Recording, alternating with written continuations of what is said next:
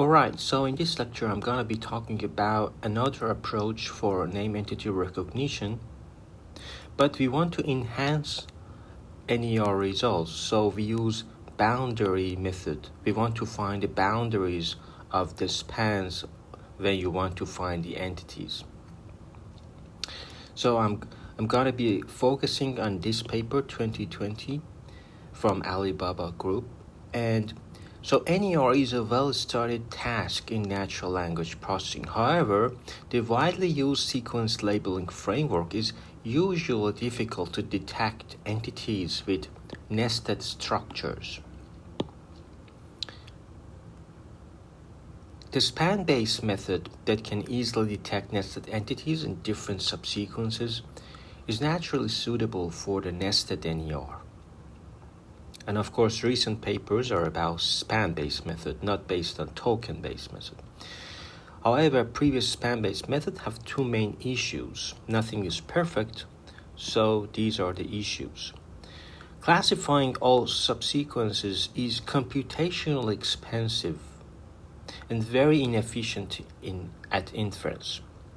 Because you have many spans, you should go through all of them, and then so it's computationally expensive. Second, the span-based method mainly focuses on learning span representation, but lack of explicit boundaries. It doesn't say this is the boundary, of course not in the explicit say, but we know it implicitly. Of course, it depends on the labeling and so they propose a boundary-enhanced neural span classification model. In addition to classifying the span, we propose incorporating an additional boundary detection task to predict those words that are boundaries of entities. The two tasks are jointly trained, so we can consider it as a multitask learning, which enhances the span representation with additional boundaries of supervision. In addition, the boundary detection model has the ability to generate high-quality candidate spans because you just generate the high quality and you just ignore those spans that are not necessary, which greatly reduces the time complexity during inference. So this is an example. So you see, it's a kind of nested entities as well, because this span is org, but the smallest span is just GPE, and the bigger span, of course, is the person. So it's a good example of ACE dataset. And GENIA dataset in biomedical text, we are interested in these kind of datasets. So we are dealing with cell type, DNA, protein. So this can be considered as a beautiful multitask learning, because boundary detection can be considered as a task, and of course your task is a span classification and NER, and then you do joint training. So you can find the start and end, and you can filter many spans that are even not necessary. But it has its own risk as well, because you may miss. For example, when you're doing this, what if you're missing these? Then the error propagates downstream and in the following task, and it can damage other tasks as well. So you represent your encoder with LSTM, you concatenate it so you have a good representation. And then for boundary detection, it's very simple. You just need to know the probability of start, probability of end. And then you use cross-entropy laws in detecting the start and end boundaries, because you have some supervision over that.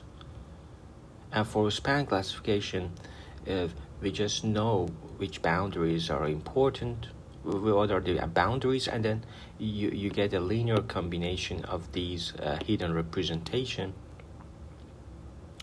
to get this summarized. We call this a summarized vector. And you see we are using attention mechanism.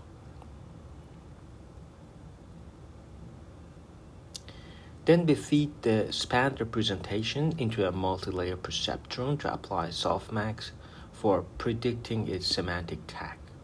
So finally, we use the cross-entropy loss. And then K here is just a number of semantic tags.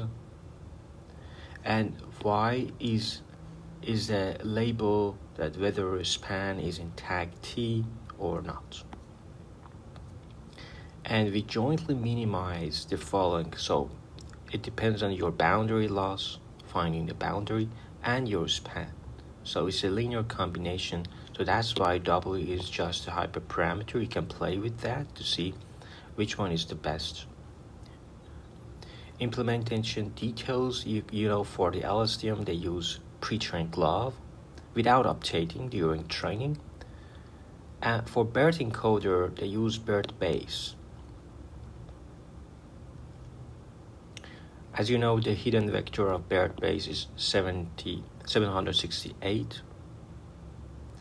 And they also use additional of a very small dropout, not very, very small, it's just 0.2 between the layers. And W is set to 0.5 for both LSTM and encoder. And you see different data sets, ACE, 20, and GENIA, which is good for biomedical text. And they have 14,000 training data. For training, for development, it's just 1,000, and for test it's just 1,000. But the number of nested entities in the GENIA projects for the training is just 8,000. And they compare LSTM model, different kind of model, with the proposed method, and they have precision, recall, and F1 score for different datasets. So state of the art is now 85 for AC, and for GENIA is just 78. So because it's a multitasking process, you can separate them. For example, you can analyze different tasks differently. We have task of boundary detection, which you can separate with start and end as well, and the task of span classification. So sometimes boundary task is better. It depends on that hyperparameter alpha that it was the trade-off between the loss of boundary and the loss of your span.